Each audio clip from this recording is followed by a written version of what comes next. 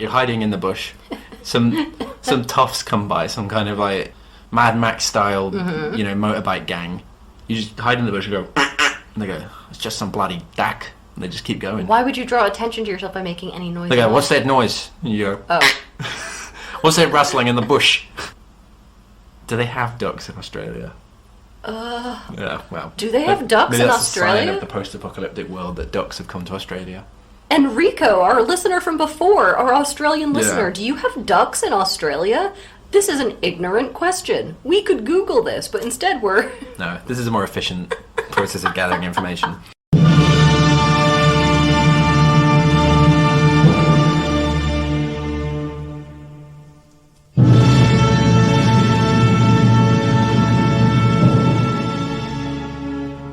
Welcome to Save Me From My Shelf, a literature podcast where we take classic tomes off their pedestal to make you less anxious about reading them.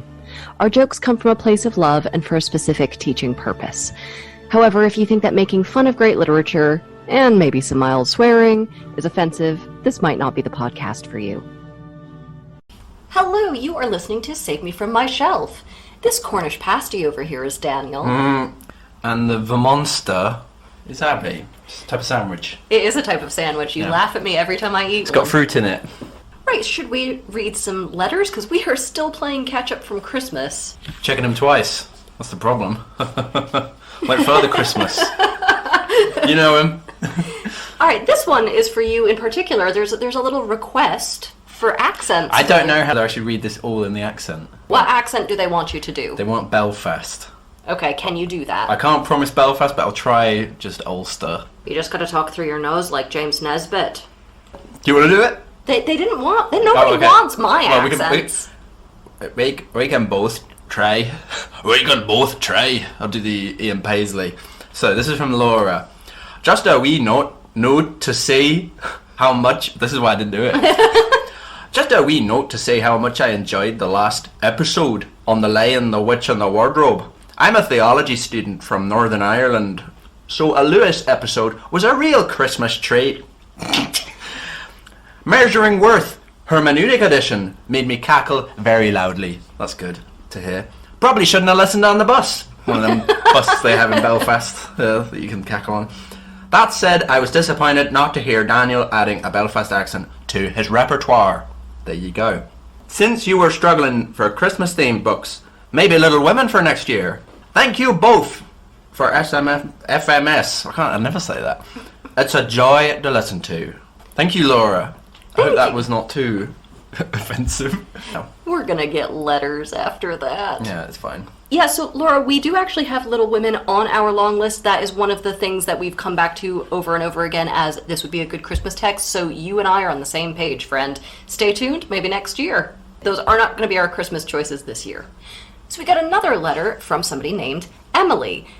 I'm listening to episode 7, The God of Small Things, and Abby requested that we write in with the craziest thing we've ever done to impress someone we were romantically interested in. And I've got 2 that haunt me to this day. Good. So then Emily goes on to tell us some very funny stories, but the second one is that she read Atlas Shrugged for her then boyfriend. Oh, red flag, honey. That is China levels of red flag. Ironic that you would use the term red flag, considering how libertarian the text is. She's not a big deal over here, is she? No, she's only big in the States, really. Yeah. They love her. Well, the libertarian crowd loves her. A lot of state backing, it seems, Yeah. ironically. This is an email from Tiago. This is an email from Tiago. He was one of my exchange students last year, so he wrote in at the end of the course, and at the end of his email he had this very nice note. I'll take the liberty of briefly mentioning that a certain podcast, wink wink, wink emoji, so wink wink wink, has currently piqued my interest in known but not yet read literature, as well as podcasts in general, and I look forward to future episodes abroad. So that's good. Thank you, Tiago. Thank you, Tiago. You were a joy to have in class, and I'm glad that you found the podcast and it was helpful. Yes. Okay, and now for our usual MA plug. Here at Aston University, we have started up a new MA in English. We also have, obviously, an undergrad program in English. So if you want to be taught by us, Daniel and I, we can teach you a lot. We can continue to nurture you and develop you, you know. This is just the surface, isn't it? This is It just really the first is. layer. Yeah, this is the You get a freebie, then you have to pay. exactly. I was trying to think that up, but I'm not as hip to the heroin scene as you are. Ooh. I think we were trying to do an MA plug and then got Carry on, distracted. Yeah, well, if you want this weird cokey energy from two non-drug users, you can come study with I us. like caffeine. The university is going to get so mad at us. We can't use this one. So, Daniel, what is our text today? Crime and violence, gated communities, corporate greed and political corruption, weird new cults springing up everywhere, alternative lifestyles, and I don't know what's worse, the cannibalism or the acorn bread. You know, it's pretty obvious where we are. California, the westernmost outpost of Western civilization, where its many contradictions converge. It's obvious where we are then, but when is it? The 1850s? The 1960s? The 90s? Or maybe sometime quite soon from now? Because we're doing post-apocalyptic, or maybe pre-apocalyptic, novel Parable of the Sower by Octavia Butler. That was a much more classic. You're returning to the heart of the craft, the basics. You're back to basics. That was Yeah. a very traditional set the scene. Yeah. Well, I feel like we need to cling to certain old values in this age of collapsing civilization. So it goes without saying we're about to spoil this novel for you.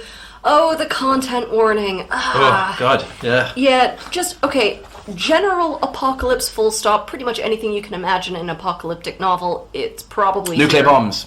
No. Oh, sorry, carry on. We got fire, we got climate change, we got racism, disability and pain, lots of sexual assault, cannibalism, again!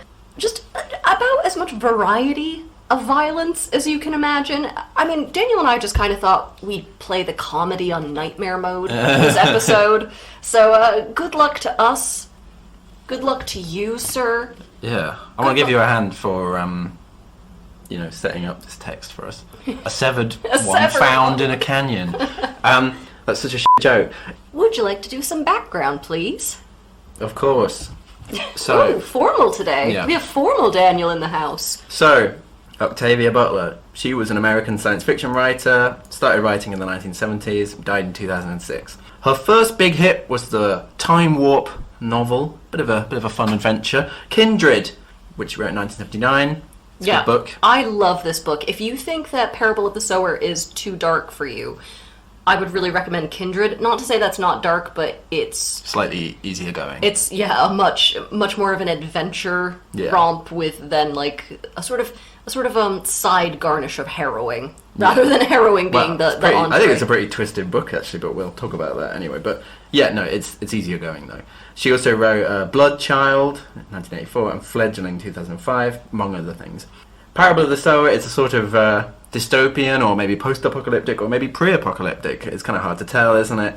It's set in 2024. It was the first of an intended series anyway, and she wrote a sequel, Parable of the Talents, but then, gave up after that. But, we're kind of living the sequels anyway, aren't we? Well, she was halfway through writing the final one and she died. Yeah. So we were gonna get it, but yeah, as you're saying, we're filling in the blanks. This Yeah. is real world Mad Libs happening Yeah, here. it- But the thing is, yes, she writes some of the bleakest books I've ever read. But there's something that I find oddly optimistic about her work, which I think has a slightly revolutionary edge. I think it's kind of a commentary on the Black experience, which we'll discuss below. Because, Cormac McCarthy, she ain't, and I really mean that as a compliment. There's There's a kind of radical conviction to it, maybe. We'll talk about this later, but you don't get a lot of voices in post-apocalyptic or dystopian fiction that aren't white men. So to have a black woman writing this, it feels hugely different from most of the literature. Because you and I teach on an apocalyptic fiction course. Yeah, it was very hard to actually find authors beyond Octavia Butler that were just not all white men. Well, then maybe let's talk about that a bit. So yeah, Butler was black, and so people often read her works in sort of terms related to her identity. So they, alien parasitism, that's a bit like, slavery or racism or whatever. They kind of try and wed the themes of the text to her kind of background. And also, because she's a woman, all the sort of body horror and the unequal symbiosis, that feels like a sort of critique of traditional femininity or traditional gender relationships. Obviously, yeah, you don't want to only view her works in these terms. That's a limitation. But I think it's almost, yeah, like you're saying, Abby, it's almost beneficial to do the opposite, to read all these post-apocalyptic or dystopian or science fiction texts by white men and see how they're always about, you know, a guy goes back to the Middle Ages and he like single-handedly industrializes it or becomes the coolest knight in town, you know. Or like, yeah, Robinson Crusoe's a bit like that too, isn't it? Oh, a guy just single-handedly industrializes an island. They're just as much maybe speaking from their background as Butler is from hers. And she's actively critiquing their approach as well, isn't she? That's the thing. She's looking at a genre and critiquing it. Yeah, a lot of the things that we've sort of discovered teaching this module is that it's a very conservative genre because it's all about, well, who gets to survive? Who deserves to survive? What things, you know, should we bring forward? Who gets to allocate the resources? And it's a very sort of macho genre in a way that is often quite dysfunctional. Yeah. So to have a different voice here, it feels a little bit like a breath of fresh air, even though it's the most fucked up shit you can imagine. Yeah. I didn't know if this was at all feasible, but there are some very obvious analogies in the book with kind of historical or contemporary things, and I wondered if it was worth having a kind of analogy jingle. I was thinking about this because she's writing this in 1994 about 2024. She gets a lot really right, like spookily correct, and she makes a lot of wink allusions to historical events or, you know, sort of other things that have really happened that we're now sort of repeating the same problems. So I think you're right that we need some sort of allegorical sting. What would that be? Based on the inspiring true story. Right, we're about to go down a very dark rabbit hole here. I think we should start this episode on a prayer. Yes, please. Don't you, Lord? Please protect Daniel and I on this horrible journey. You protected Mark Wahlberg through the events of The Happening, and I know there's no way you don't love us way more than you love that guy. So, my regards to baby Jesus. Yeah. I haven't seen that film, but I'm sure it's something I can get behind. Say amen, go close this out. Yeah, amen. Don't leave the big JC hanging.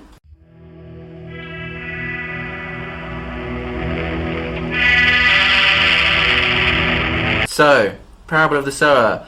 It's presented as the diary of a teenage girl, Lauren Olamina. What is it called when something is written as a diary? Epistolary novel, please. We need a sting for that. We say that every episode. Yeah. If you guys don't know by Fluttering now. pages. So, every chapter also, however, it's not just the diary, it also begins with an epigraph from a mysterious text called Earthseed, the Books of the Living. It's some kind of weird religious screed whose relation to the main narrative is, you know, unexplained at first. So our first epigraph reads as follows, quote, "All that you touch, you change. All that you change, changes you. The only lasting truth is change. God is change." So we've got line breaks, we've got capital C change, it's all very strange. And it's signed by Lauren Olamina. What? So I wanted to, this is such a weird place to start. So it's her diary, but she's starting it with these little epigraphs from a book, I guess she's also written. And I'm like, that's a great place to start your analysis, right? So we know from page 1 that either she is incredibly conceited by, like, quoting herself in her own diary. Yes. Which, you know, maybe. Or that her book eventually gets so big that it's actually totally appropriate for, like, publishers to quote it in some, you know, published version of her teenage diary. Yes. So we're Both. like, which one is it? Or both. Or both. And it never gets resolved in this book. I think yeah. it does to some extent in the second. Yeah. Oh, cool. It's 2024, and we work out that she lives in a gated community with her father and her stepmother, and they're living in a period of, like, acknowledged decline. Well, this is the thing, because it's quite disturbing that this is 2024, and, you know, we're reading this now. That's next year. I know. Well, that's the thing. When I want speculative fiction of the near future, I am after some George Jetson-ass automation. Like, I was hoping when I cracked this open, I was like, good, I'll get people making out with their own holograms. You'll have a Roomba in a little apron feeding People making kids out with their own Roomba. From, you know, yeah, I want pellet food. People making out with some pellet food. I'm outraged that everything that she wrote is almost exactly what's actually happening, or probably will be happening. Yeah, except for Roombas. There's not a single Roomba in this text. So, she... Sorry, we have to laugh to keep from crying, because, guys, it's gonna get dark. Daniel and I we're in those tinfoil blankets here. We've been through some trauma. So today is Lauren's 15th birthday, which coincidentally is also her father's 55th birthday. And there's a lot of tension in the book between similarities and differences between Lauren and her dad. They have a sort of love-hate relationship. Lauren, this morning, wakes up from a nightmare.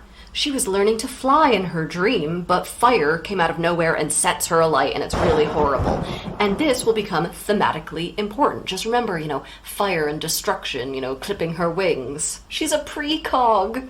So there's a lot of world building going on in this early bit, but the long and the short of it is, Lauren's dad is a fairly well-off Baptist minister, and they all live just outside of LA.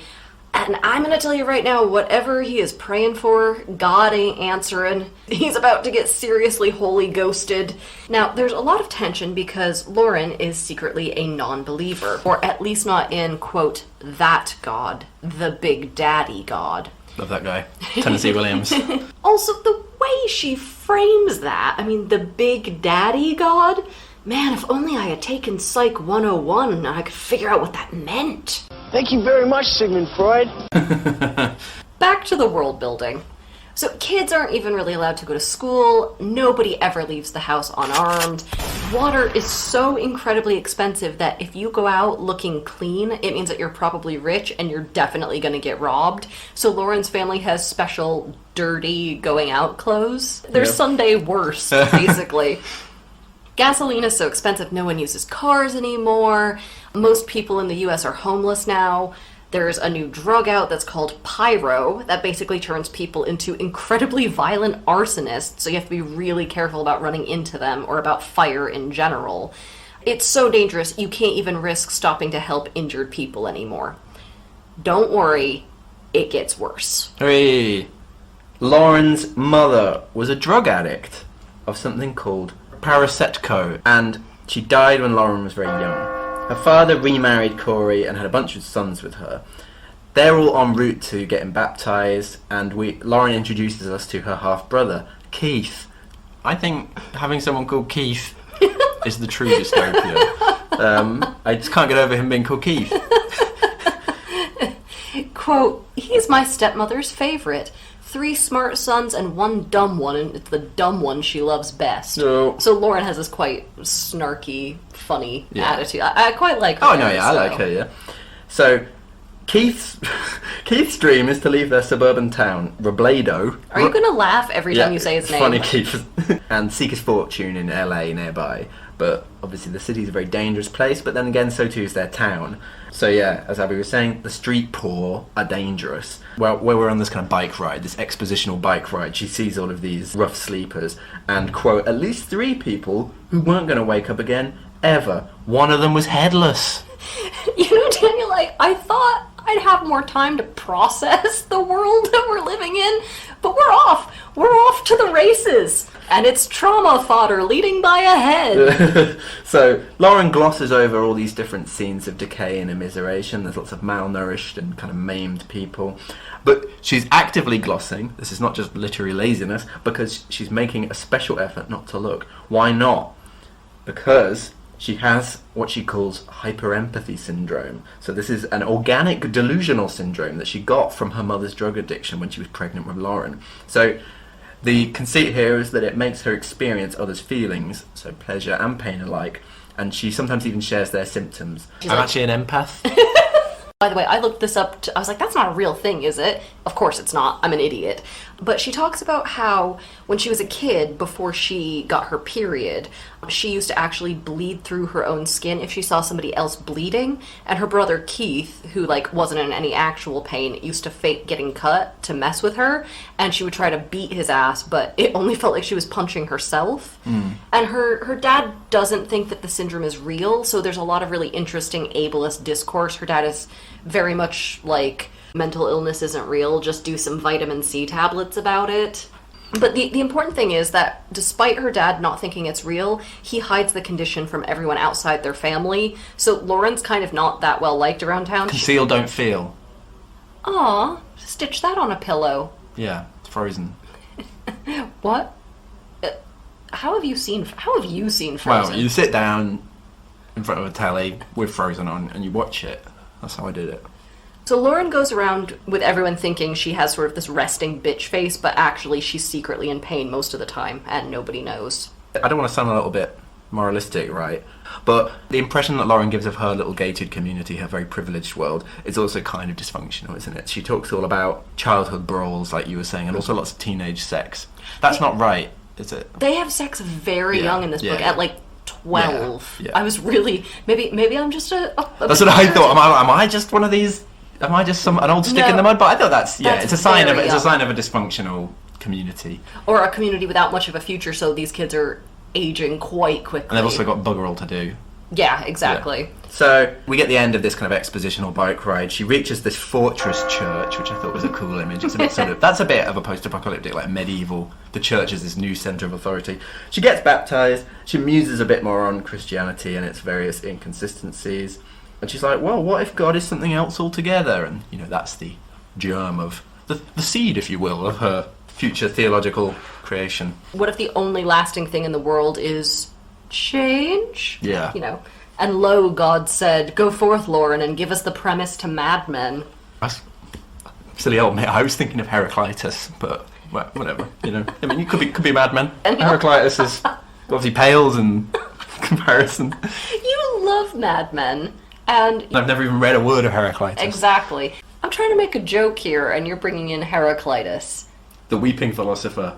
I should be bringing in Democritus, the laughing philosopher. Is that what you're saying? This is all gold. I'm saying you should hush now. Okay. I'm about to throw a blanket over you so you'll go to sleep like a bird. Yeah. Okay. We find out that there's been a recent attempt to colonize Mars, and the mission was a disaster, and one of the astronauts died up there. But Lauren really loves the idea of space exploration, and she thinks it's their only way out of global warming and sort of catastrophe. Daniel, is it too early in the episode for a Uranus joke? Funny about my... sorry. We get a lot of the local flavor, of the neighborhood, all these little feuds and tragedies and relationships.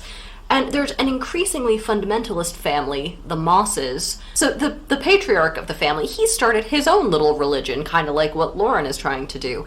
But his religion has multiple wives because he's kind of rich and he can afford to just buy beautiful homeless women off the street. And he's a water engineer, isn't he? Carry on. Sorry, I don't know when to... But I just like that he's a kind of... like an infrastructural engineer / cult leader. Baby, I got that sweet water money. Yeah. That you water money. I do what I want. I suppose like ancient Mesopotamia. What was that but a cult / water management?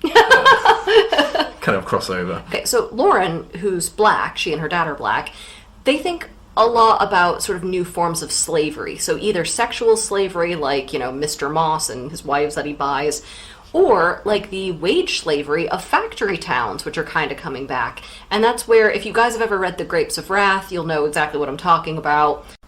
Based on the inspiring true story. That's where people, go there for jobs, but they have to live in the accommodations provided by the company. They buy food, the overpriced food provided by the company, and they basically end up in debt to their employers, which they're never going to be able to pay off, so they end up basically working for free. Pay my wage to the company's store. What's that? Is that a song? I don't know that. You don't know that? It's quite a famous song about company stores, company towns. I've never actually heard music before. Oh, right. Well, you didn't hear it then either. But put a pin in this. There's more on the company stuff later. I will do. We hear all about the newly elected president, too. And, of course, he's just the same as all the other politicians, making these big promises that no one actually believes. The president, who is named Morpeth Donner... Morpeth's a town, isn't it, in Northumberland? Is it? Yeah. I like that his campaign would be the Donner Party. Indeed, which I thought was... If you guys don't know what the Donner Party is, because most of my students don't, just look it up. Look up the Donner Party and write in and tell us what you found. Based on the inspiring true story. So he's a bit of a Trump figure, like she's really sort of predicted the political landscape here, and he proposes these extreme measures to sort of make America great again, and to get things back, quote-unquote, how they were. But Lauren is terrified of this, and she says what he wants to do will actually, quote, set the country back 100 years. No! And not in a good way. Yeah, because if they've had a period of decline, then maybe that's good. But no. It's bad. Yeah, and in true form, President Donner, he privatizes everything, he abolishes the minimum wage, he gets rid of environmental and worker protection laws, he cuts all social welfare programs in favor of big companies, based on the inspiring true story. Lauren sees pretty clearly, you know what? This is it. Society's on the verge of a proper collapse. This is it. Come on, Daniel, say something funny. Got all these walls and this really sharp wire that, like, slices birds up. And still the burglars get in. That's not funny. You and I are just staring at each other going, what have we done? Why did we choose this book? It's a good book. Do you have anything from your stand-up special you want to inject here? Give us a little bit of levity? Netflix would tear me a new one if I reused that. That material's theirs now. Lauren's dad, who is known as Dad. It's a bit like Dennis the Menace's dad, who was only ever known as Dad. Do we never find out his name? No. Oh, Big Daddy God. Indeed he is, yes. Thank you very much, Sigmund Freud. So, he likes guns, doesn't he? He's very into guns. Maybe you have to be in this sort of world.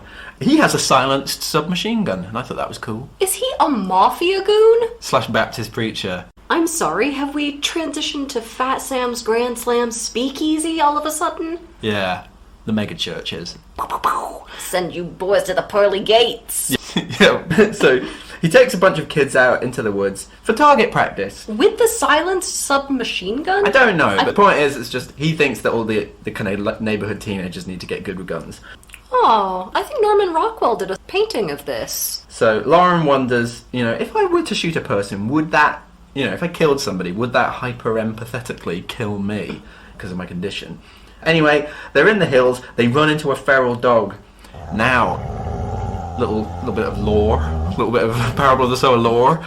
People don't have dogs because they need meat, so they've just kind of let them loose, and now they run around and they're just these like packs of feral dogs that roam the country. They're free and they're dangerous. So Lauren shoots one, and she does actually feel the impact of the bullet herself, which she says is something beyond pain. But then she's like, oh, I had felt its life flare and go out, and I was alive, so that's nice.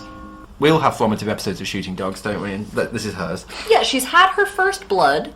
She realizes it won't kill her. Good day for Lauren. Yeah. Lauren tells all of her friends, because now she's predicting this kind of inevitable collapse of the community. She starts telling her friends to get sort of what you call bug-out bags. Do you want to talk about bug-out bags? I mean, every American knows there's going to come a day when you're going to have to yikes yourself right out of town.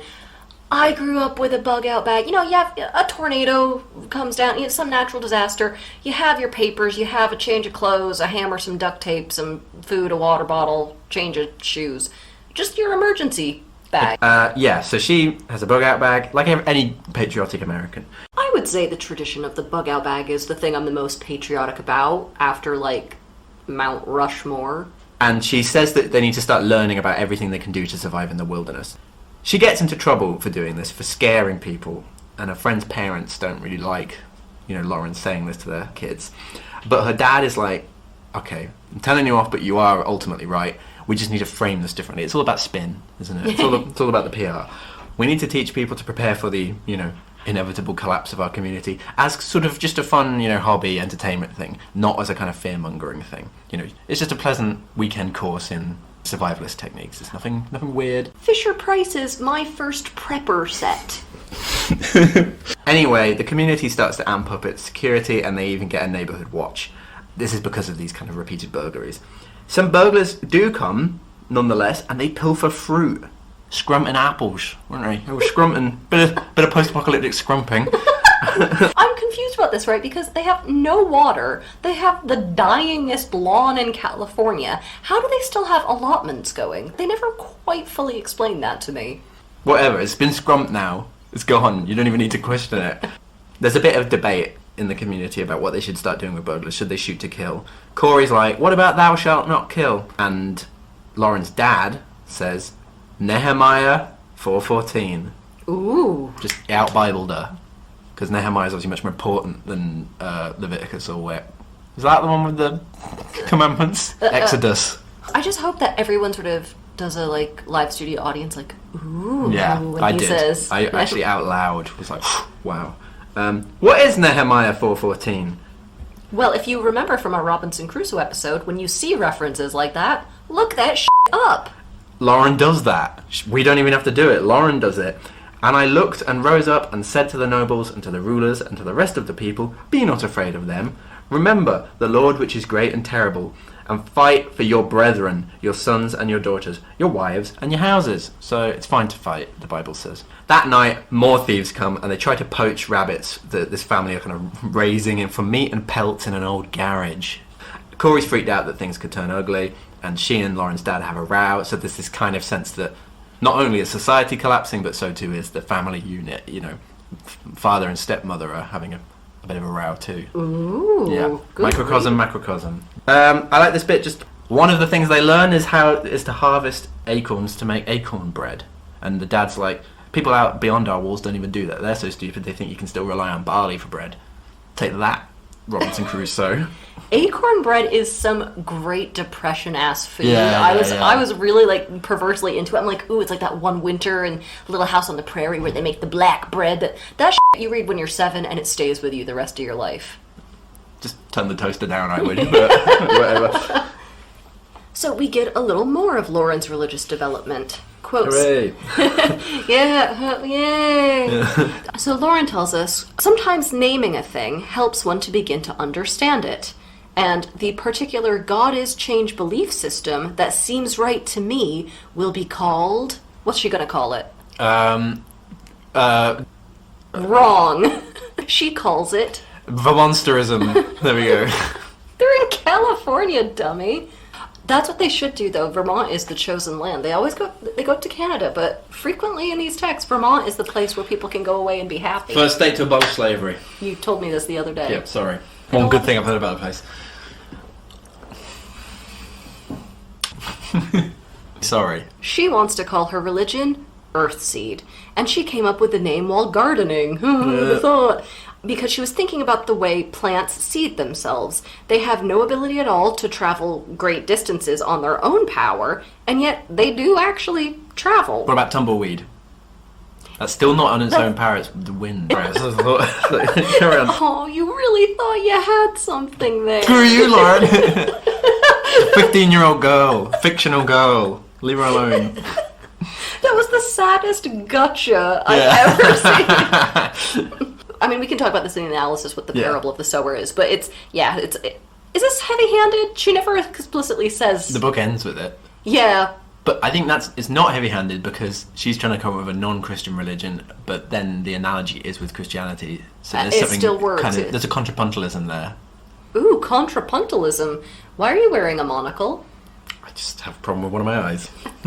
So Lauren's been writing up her ideas over the years, and now she's compiling them into one volume. Some might say a manifesto. But she's also assembling her survival pack, her bug out bag. She's got a canteen and some toiletries, sewing kits, some dried food, shoes. What food? clothing. Dried nuts, fruit, flour. I knew I would not be able to get away with not listing out I love all the f***ing lovely thing. nuts and seeds, and that sounds nice. You are also a woodland creature. A critter, if you will. Her dad is like, we don't need to do the whole bug out bag thing. Nothing's gonna happen. We can build back better in the neighborhood. But Lauren's like, Dad, you're a fool. We gotta move north. I think we should go to Canada. And honestly, Daniel, I don't hate the pitch. I think that's a pretty good idea. But the border with Canada is highly militarized. Quote, people get shot every day trying to sneak into Canada. Nobody wants California trash. Whoa, remind you of anything? Next border down. Build that wall. It's like that, isn't it? Based on the inspiring true story. It is, and on top of that, it's another Underground railway. underground railroad. True story. And it's a Grapes of Wrath reference. True story. Because in California, they're like, we don't want all that oaky trash. Also, I like that the state lines are militarized. It's like the American Civil War or something, you know. Lauren is still obsessed with space travel, and she thinks, quote, the destiny of Earthseed, her new religion, is to take root amongst the stars. Scatter the seed all through space. Is that what she wants to do? I don't know. Okay. I don't understand what this means. All I know is that she is hearing it in the Field of Dreams voice, and I really hope this ends with a game of Spaceball with Shoeless Joe Jackson, but it's not. It's not. Gonna get a lot of home runs in space, aren't you? You got anything to say before I go on? Because I feel like I talk for ages in this section. I'm giving the man a chance to speak. Thank you. We need our space. No, I've got nothing. Okay. I recuse. You cede the floor. I'm an ally. I recuse. So Keith, Lauren's idiot younger brother, he's always trying to be more grown up than he is, and he runs off alone one day, which he's absolutely not supposed to do. And he comes back home the next day in just his underwear. The Nick Nolte look. It's timeless. So, but the long and short of it is, as his father had warned him, he got robbed and beat up, and it's very lucky something worse didn't happen. And importantly, whoever robbed him stole the key to the front gate. So everyone is on high alert. The neighborhood is really worried about this, and Keith understandably gets punished. Stupid. He's a little fucker. Yeah. And I hope he never sees the gates of heaven. I'm gonna cut that because that's a weird thing to say about a child. So a little while later, when Keith has been forgiven, the parents give him a BB gun for his birthday to help lessen his desire to do target practice with the big guns. You can't go out with the big kids yet, but here you go. Within hours of getting the BB gun, Keith again goes outside the compound to do his cowboy shit, and he immediately goes missing. So the family is sick with worry for days. They call the police, who do nothing, but they give him an expensive bill for their trouble. But still no sign of Keith. I'm real broken up about it, in case you couldn't tell. Yeah. Finally, he comes strolling in one day, shit-eating grin, wearing this nice, expensive new clothing, and he. Monocle. You dress yourself in the Keith school. Yeah, Keith Core. You've gone full Keith Core. Yeah, Keith Core. That explains why you stumbled in just your underwear the other day at the office. The implication is that Keith has taken his BB gun and turned to a new life of sort of hard crime. I mean, he's clearly the sort of teenager who whispers the Scarface monologue to himself in the mirror every morning. You don't know this, do you? First you get the money. Then you get the sugar. Then you get the power. Oh. Then you get the women. Yeah. The father smashes Keith's BB gun in response, and he gives him a whoopin'. We are in rented mule territory, which, of course, makes Lauren feel like she's been beaten too, because she sees the whole thing. The next day, Keith, supremely pissed off and extremely 14 years old, steals their father's proper gun and leaves again. And he keeps coming back to visit the family occasionally. Each time he has a huge wad of money, and he has a bunch of sweets for his brothers. The family... Big medallion. Ooh, like Flava Flav. That's not in the book. That's non-canon, but I'm extemporizing. During one of his return trips, Lauren is able to pry out of him exactly how he survives, and it is pretty f***ed up. She's disgusted to learn that because he's still a boy, he gets travelers to warm up to him and trust him, and then when they're not looking, he murders them and steals their money. And he's like, hey babe, that's just the way of the world outside these compound walls. And, he says, you better not leave, because you're not going to last a day out there due to your hyperempathy condition. He also warns her, beware the paints. These are people who take that horrible pyromania drug, and they paint their skin all these crazy colors, and they set fire to everything. It's kind of like if one of the Purge sequels was set during Burning Man. Keith is murdered soon thereafter at only 14 years old.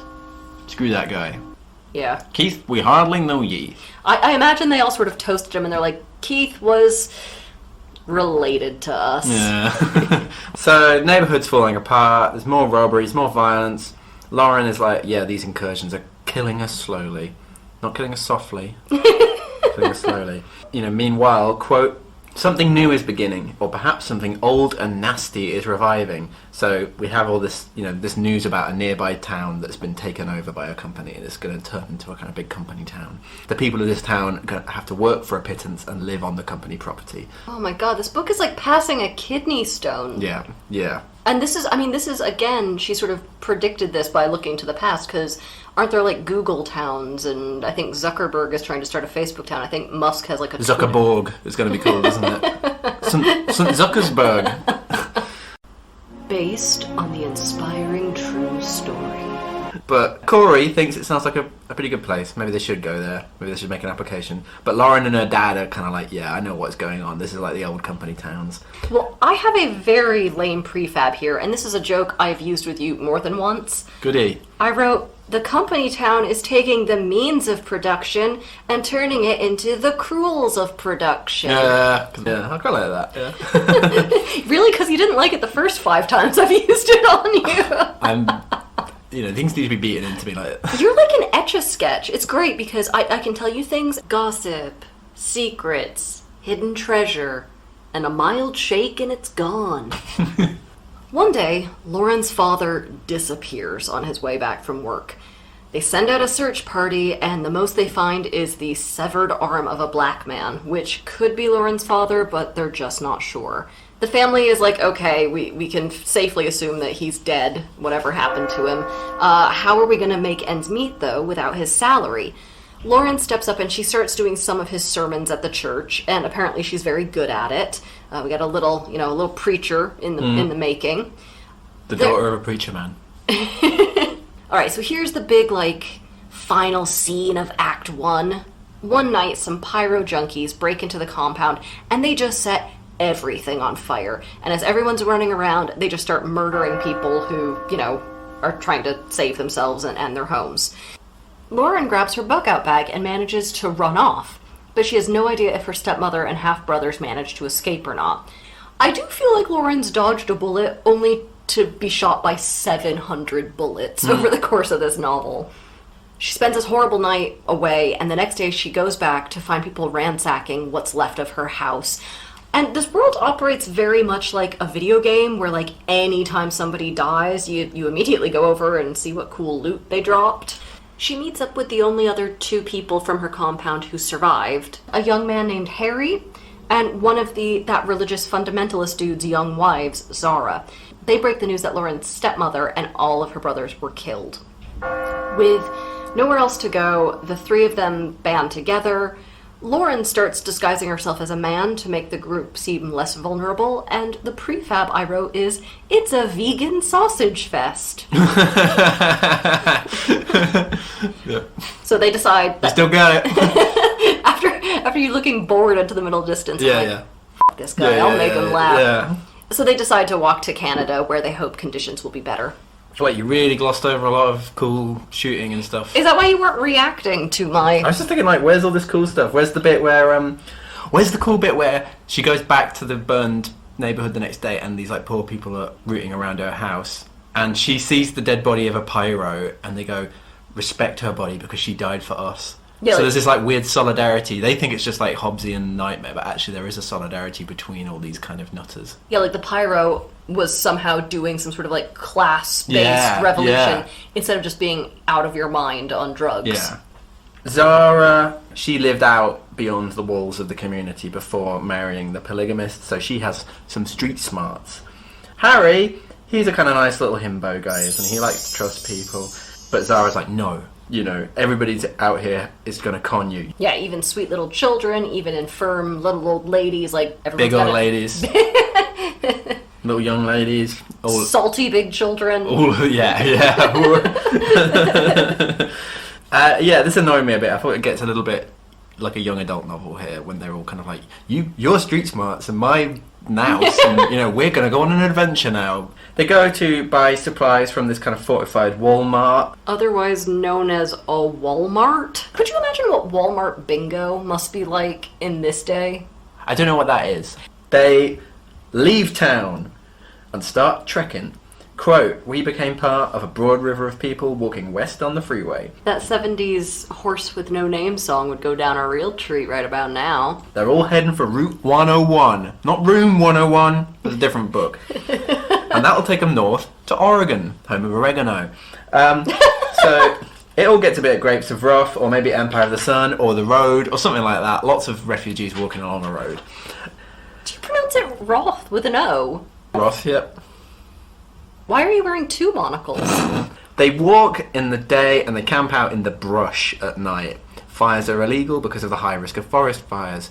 What? In California? In California? These days? Yeah, analogy. Based on the inspiring true story. There are also young men, Keitha-likes, who are armed and they're swarming between the groups looking for people to rob. Lauren worries about being a sharer. She thinks that might let the group, her disability might let her new little posse down. Yeah, she doesn't tell them. She also sees further problems of brewing when she realizes that Harry kind of has a crush on Zara, and Lauren practically has to get the cat mister out so they don't, start doing the sex and end up with a baby, which would make their lives significantly harder. She's like, don't you two dare start f***ing. So poor Lauren has to be like chaperone and leader and like cleric, bard, paladin, stenographer. So one night the little group is ambushed by strangers and Lauren manages to kill one of them with a boulder. I wrote, she's a scholar and a baller. Which, of course, incapacitates her with pain. But, she bounces back up. She's the Johnny Knoxville of bogus disorders. Nothing keeps her down. She finally has to confess her secret to Harry and Zara. She's like, yeah, I have this condition. And she asks, do you want to go on ahead without me? Because I could be a liability. Zara's a lot more understanding, but Harry is slightly prissy about it. He does a whole, how could you keep the secret like this from the whole community? And do I know you at all? This is the teen novel bit, I think. Yeah. Just my dramatic prince, calm down. And he eventually gets over it when Lauren agrees to let him read her diary. She's like, here, you can have all of my secrets. And he kind of gets into the earth. That's such a kind of to make it up to you, you can read my, the novel I'm writing. Yeah, you want to read my blog? Yeah. So that's how he learns about Earthseed, and all is forgiven, but sexual tension is mounting in the group. So they form a sort of interracial polycule, and I once read a joke on Twitter that might be the funniest joke I've ever read that said something to the effect of, if there are two black people who invite a white person into their relationship, it should be called Polly Want a Cracker. I was really tickled that. I'm gonna be laughing. I was laughing at that all last night. I was like, all day today, I was like, don't think about Polly Want a Cracker. Yeah. Okay. I've got a bit of hyper empathy right now. You laughing to a joke that's obviously not that funny. It's kind of making me want to laugh a little bit. What an ass. I'm gonna cut that little laugh you just did and tack it right on the end. Evil. Yeah. Okay. So that night while camping, Zara's like, I'll do the first watch, but then Lauren wakes up to hear her and Harry having sex. Lauren gets really upset because this is obviously really selfish. If they're off fooling around, no one's standing guard. And Lauren, she can't even stand guard while they're having sex because of her condition, which gives her a kind of vicarious gratification. I've never seen somebody so pissed off to be climaxing. Well, that's interesting, isn't it? That's sort of like a non-consensual voyeurism. And also because she can't help but join in with them. That's what I'm saying, yeah. Is this a queer reading? Or are you reading it as a rape? Well, that's the thing. That's what I'm saying. It confuses those sorts of categories, doesn't it? Ooh, that's messed up. This is a really interesting scene for that, actually. Yeah. But regardless, she gives Harry a telling off the next day. Yeah. Ooh, I'm very cross with you. You gave me the best night of my life. Petty Mort, real Mort. So they're all en route.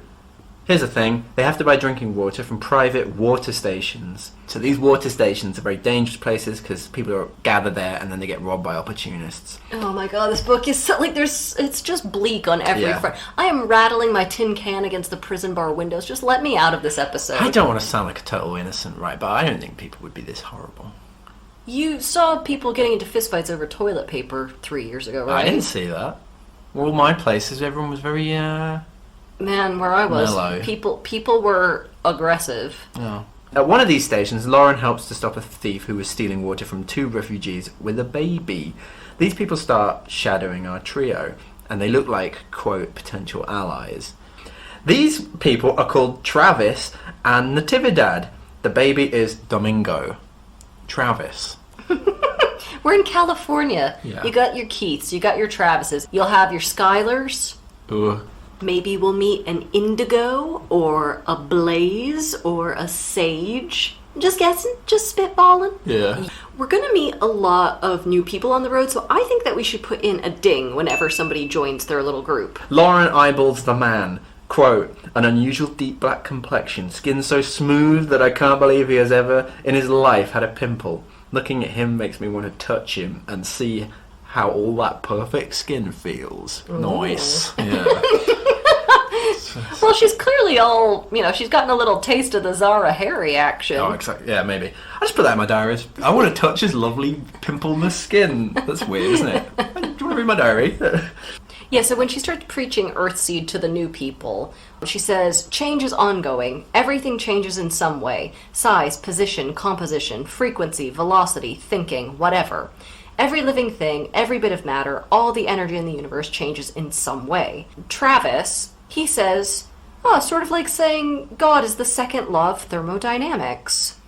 Which I thought, I've always said this, I've always said this to you. The second law of thermodynamics is the gateway to cultism. When is Florida gonna ban that? Somebody's gotta protect our kids from entropy, Daniel. But Travis knows all of this stuff. What am I to say? Sorry. No, I like the interesting thing is that Travis is surprisingly learned for the period, and it's because his mum was a cook in a rich man's house, and Travis used to sneak into the library, the forbidden library, and read the books, like a slave trying to educate himself. So there's another analogy there. True story. So as they're walking, one day they strike up a bit of a conversation with an older man. He had a short, full salt and pepper beard. I decided that I liked his looks. What a handsome old man. His name is Taylor Franklin Boncole. Quote, our last names were an instant bond between us. We were both descended from men who assumed African surnames back during the 1960s. His father and my grandfather had their names legally changed, and both had chosen Yoruba replacement names.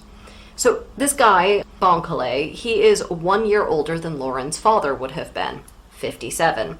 And there's a weird father-daughter energy between them, because you know what, we did not spend the first half of this book doing daddy issues for it not to come out again now. Thank you very much, Sigmund Freud. And then their conversation is interrupted when they hear two women calling for help. Turns out these women got trapped in a fallen building from a recent earthquake, and the group helps these slightly injured women, and soon enough the women are following Lauren around like she's the Grateful Dead. Everyone does that. The Grateful Living. One of the women who they rescue asks who they are, and Harry, who's already, he's a little into the stuff already, he's like, Earthseed.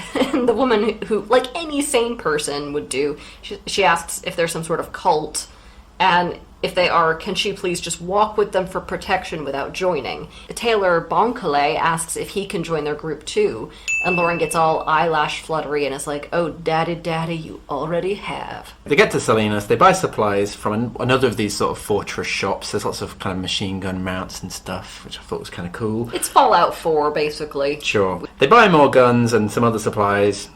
Condoms. She buys condoms. Girl, you have known him for like 3 hours, and he is older than your father. No, you can store liquid in them.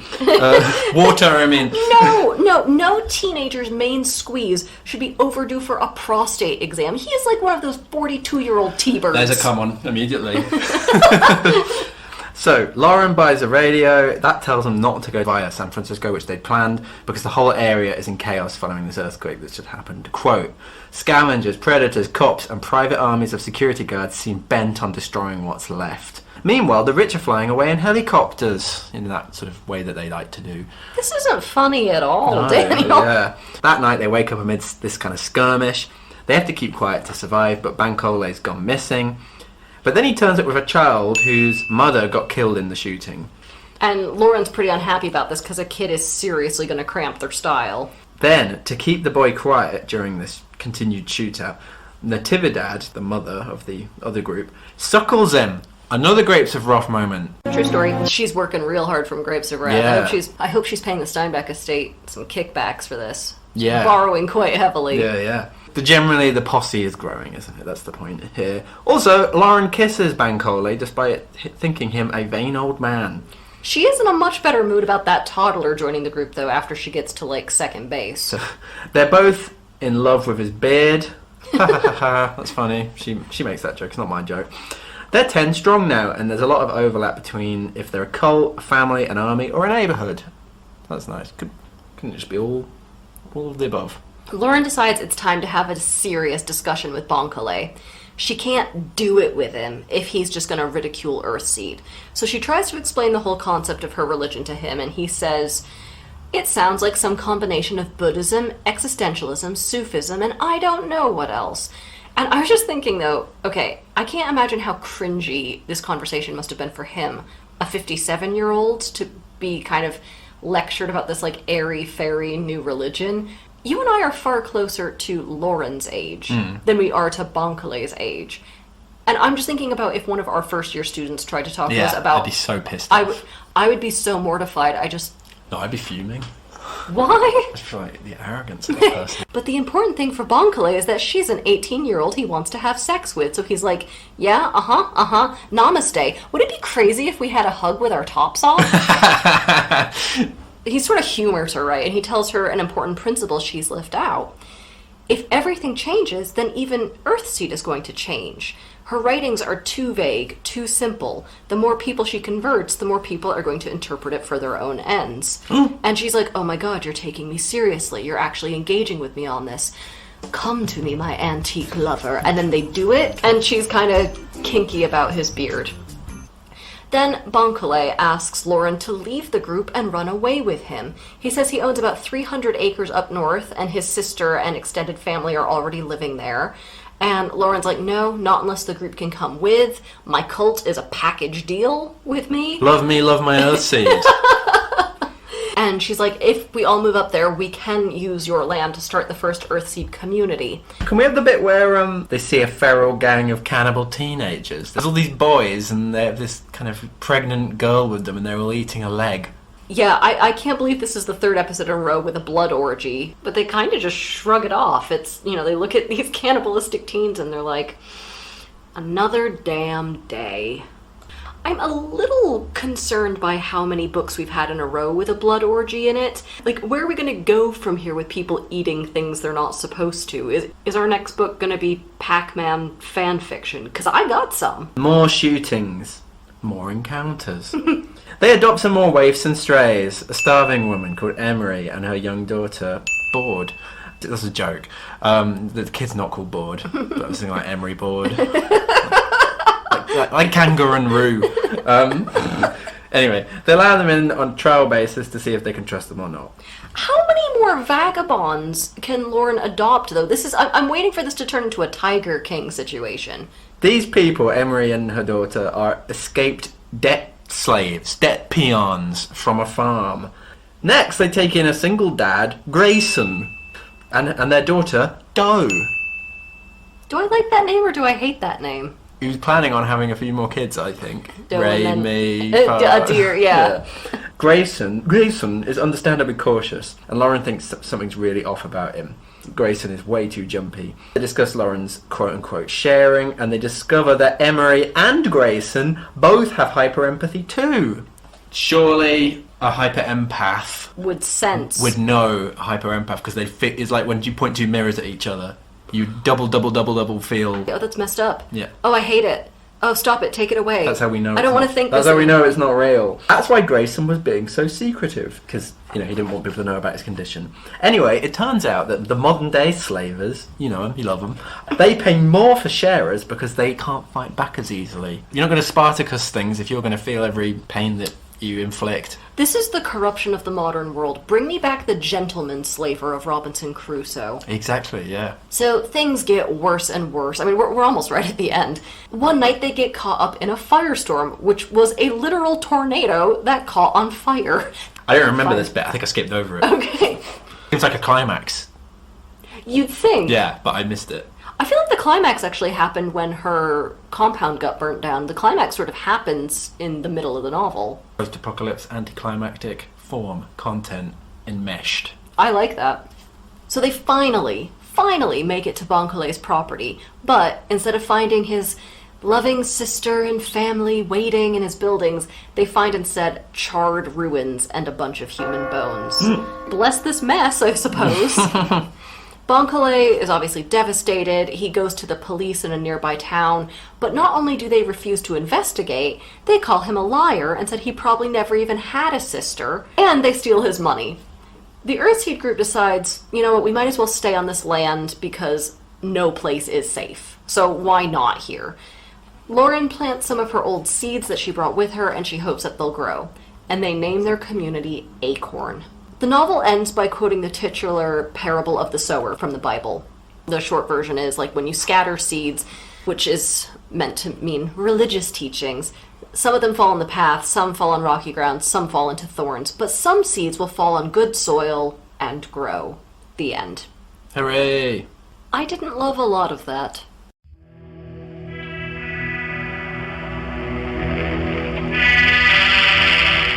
Would you like some casting? That wasn't a real question. I would love for this to be a low-key Tarantino film. One of his more sort of old-school ones that's concerned with redemption and a weird sense of grace in an ugly world, rather than his newer films, which, to me, have felt a little bit more torture porny. Got enough of that in this already. Well, yeah, that's what I'm thinking. I'm thinking a much more, like, Pulp Fiction or Jackie Brown, honestly, style parable. I want Keke Palmer as Lauren, because I think she would bring sort of Lauren's sense of humor to it. I want Zendaya as Zara, and I want Tom Holland as Harry, because they're dating in real life and that'd be cute. I want Denzel as Bon Calais, because if an 18-year-old is going to be having sex with a 60-year-old, he better be hot. Denzel Washington. How many other Denzels do you know? There's a lot of Denzels in Cornwall. Really? Yeah, I've got a relative called Denzel. I want your Cornish postman, Denzel. Yeah, Denzel Tregowan. And I thought as Lauren's dad, just for shits and gigs, put in Samuel L. Jackson. I had a dream for a really good casting. An actual dream, like you woke up in the middle of the night. And it was Wes Anderson. I was like, oh my god, that's such a perfect... But I don't remember, it wasn't this book. Imagine Wes Anderson's Parable of the Sower. I would go broke watching Wes Anderson's Parable of the Sower. I would show up every fucking day at the cinema and go, one more please. Yeah. Goodreads, please. Now for our segment, Bad Goodreads Reviews. It was boring on top of boring, sprinkled with boring, with a side of boring. So what the hell was so good about it that you gave it 5 stars? Ugh. Sheeple. 1 star. Was that a genuine use of sheeple? There is language which annoys me. The F word and the GD word are said, the latter more so than the former. The romance is also descriptive, which turns me away. 1 star. I think somebody went in thinking this was like actually a biblical Parable of the Sower situation and got a real nasty surprise. What's the GD word? Damn. Oh, I was just God. Toilet paper, except it's made of sandpaper for no reason. Reading it is a bit like wiping your ass with sandpaper. Narrative form, 2 halves. A game of 2 halves. I like that the before times and the after times, there feels like there's a nice clean break. Microcosm, again. Her little world has an apocalypse. In a bigger apocalypse. But, so what did you think of that? The kind of, the siege narrative and then the road narrative? I'm not sure which one I preferred more. I think they were perfectly balanced for me. I know you preferred the siege narrative more, but they're both so episodic. I think I slightly preferred the road narrative because it felt like there was so much world building done in the compound bit that at least we had gotten through all of that by the time we got to the road narrative. Yeah. So that it could exist a little bit more freely.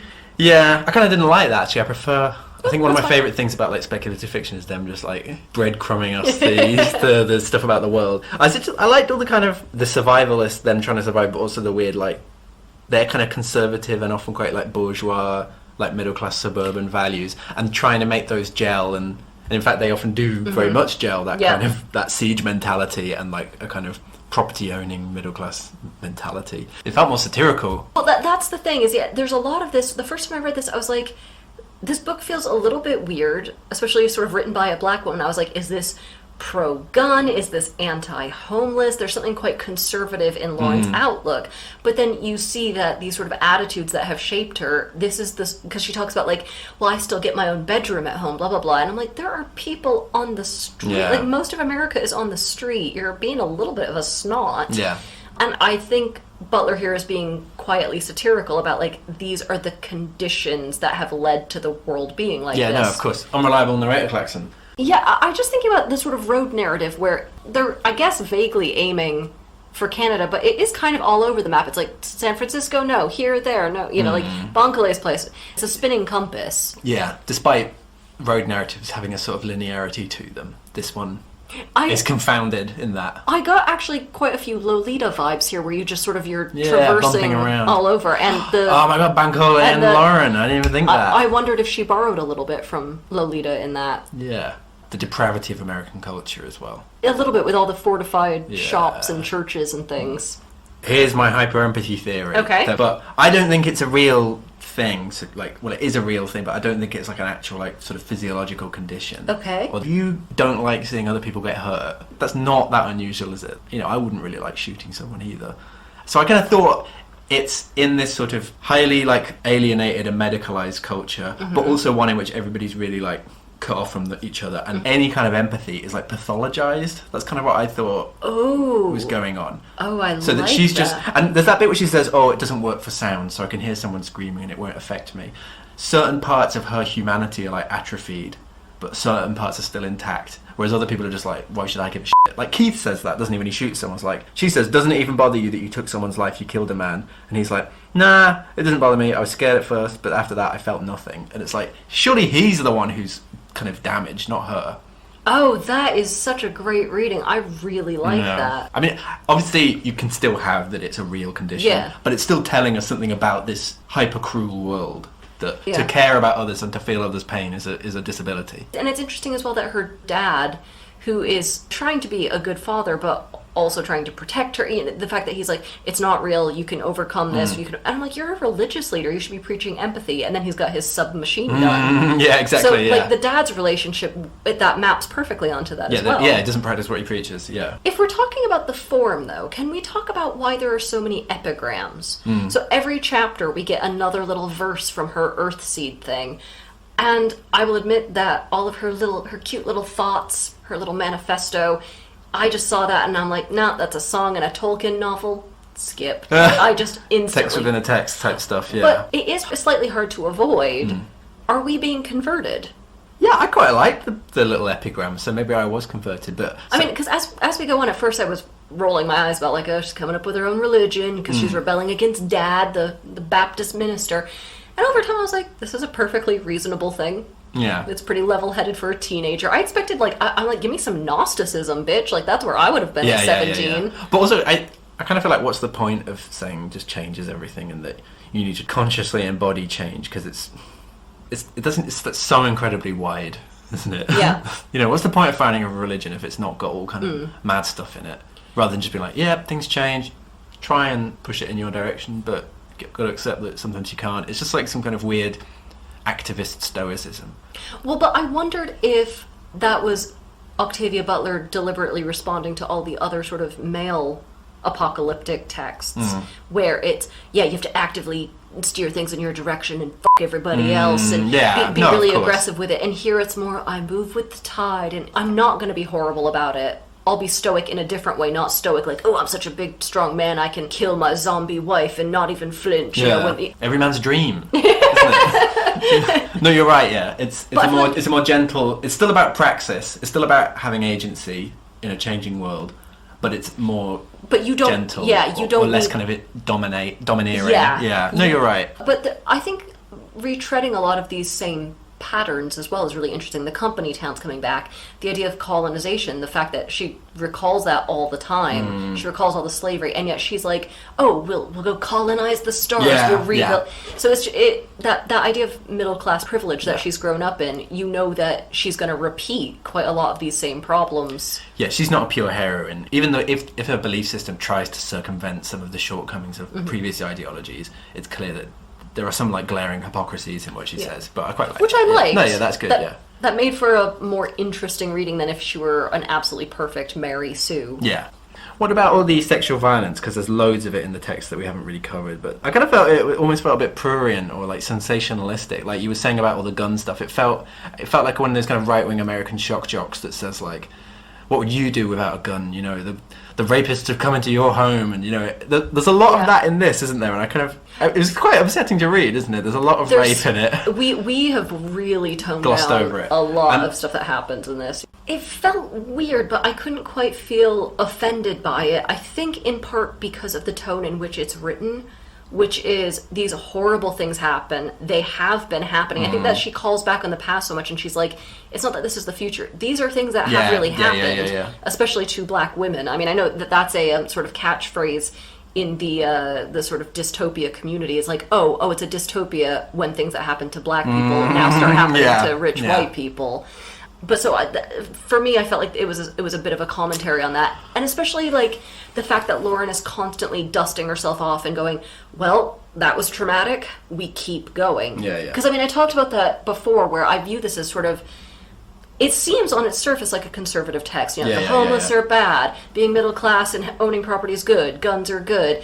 But there is also something here about the radical self-care of a black woman to constantly persevere. And I'm not going to be bogged down in this. I'm going to be optimistic. We will create Earthseed. I will lead. We will, reach the promised land. It's about agency, So here's some advice. If there's ever a dream sequence in a novel or a movie or whatever, pay attention to it for thematic links, because that's the author working overtime to tell you this is going to be important. I don't know about you, Daniel, but I really hate a dream sequence. I think they're really tacky. Dallas. That's a reference our high school listeners will get. Right, so here's our clue to the next episode. Actually, no. There's no clue this time. Our next episode is going to be our audience pick from the last season. We will be covering The Picture of Dorian Gray. Oh, you spoiled that. So, by way of an update, at the time of recording, it's coming up to Easter, so we're going to be taking a bit of a short break, but only kind of a break. So we won't have a proper episode next. We won't have a proper episode until early May, but in 2 weeks' time, we will have some bonus content coming up on our normal schedule, and we are pairing up with Liam Knight, aka Dystopia Junkie, who you might know from Twitter, from his YouTube channel, where he creates lots of supplementary sources for English literature students who are doing their A-levels or GCSEs. So he's going to be joining us in the studio to give us some extra content. We're going to talk about Parable of the Sower. We'll be talking about things. He's an expert on dystopia and post-apocalyptic texts. So tune in 2 weeks to hear sort of more of that. And please write into our email if you have book suggestions. Tweet us at SMS. Yeah, I struggle with that, yeah. You know where to tweet us. Right. Do you want to say goodbye to the fine people?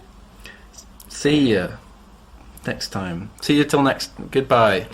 Thanks for listening to Save Me From My Shelf. Our music is The Overture to Don Giovanni by Mozart, and cover art is by Catherine Wu.